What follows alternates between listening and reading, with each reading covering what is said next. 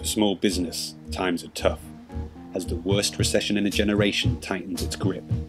For many it may be too late, but for some there is still hope. Reuven Cohen is a man for these times, and he specialises in bringing businesses back from the dead. Reuven is the guy who gets called when businesses are in trouble. His expertise is in winding them up and disposing of the assets, but what really drives him is trying to resurrect those companies and keep them going. What can be more satisfying than going into a really messy job and saying, look, this is the way we're going to go, this is how you can get out of it, if you want to stay in it, we'll show you the way. You're dealing with people, you're dealing with families, souls, kids, wives, mothers, fathers. I will give them as much time as possible, as much help as possible. I will even take the director and go to the bank with him to try and do a deal, perhaps point out to them the realities of life. And that's not part of my job, by the way. I just think it's important. You can't just leave them hanging. The business creates all these ripples into people's lives, and if we can stop those ripples from happening, well, we've done a good job. Today, Reuven and his colleague Scott are on the way to Walthamstow to see if they can prevent a failing family manufacturing business from being broken up.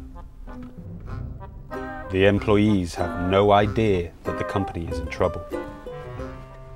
This is it. Do you want me to ring him and tell you you're here? Yeah, please. It's Reuven. Reuven? Yep, please. They don't suspect anything. They just think we're, they're not really sure what's going on, but they may talk to us later. Later they'll be much more friendly when they know what we're doing. I hope. Welcome in. You know why we're here? Nick Goss is the owner of the company. He took over when his father was forced to retire due to dementia. Well, let's have a wander around first and then we'll have a look. Okay. The company was created in 1954 by his grandfather and for 5 decades was a leading spring supplier to the motor industry.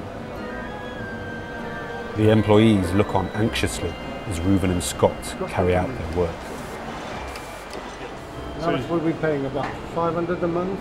About 1,500. 1,500 a month? They're probably not worth that anymore. But this once thriving family business has been brought to its knees by a vicious family feud. Nick's parents left the company to him, and his sister's desire for revenge has taken the company to the brink of bankruptcy. Under the terms of will, she inherited their house and I inherited the shares in the business. She's living in a property in the south of France owned by the company. The money that would have come from the sale of a French property would have been more than sufficient to keep us going. Did she end up with anything after all that? Oh, she's got a flat in London. Yeah. She's still occupying the house in France, and she's got an income of about £3,000 a month. A month? From where? From my parents' estate. She's destroyed everything that my parents ever built. How much is total debt? 3.5 million. 3.5 million? Yep. What does that leave you and your son now? You definitely want to carry on? Yeah. If possible. Well, the biggest problem I've got is having worked it for 40 odd years, I don't know what else to do. And plus we've got 80 odd employees and it's not their fault. One thing I can tell you is we'll do our best to keep it as it is, in situ if possible.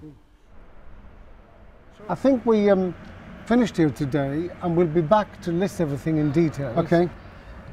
Thank you very much. I'll let you know what's happening. Okay. Don't crush my sandwich. No, I need. Well, that was interesting. Nice man. Yeah, very nice man. And we need to try and help the man, if possible. I think it's a company that should be saved, can be saved, and the fact that he expressed an interest in buying it back is great. I'm very pleased about that. It'll be great if he could, because it means 80 jobs are saved. He said he owes the bank quite a bit of money personally, and he'll have to deal with that. But apart from that, what an opportunity. He's got a fantastic chance to start again and succeed. And if he messes it up again, well, then he shouldn't be in business.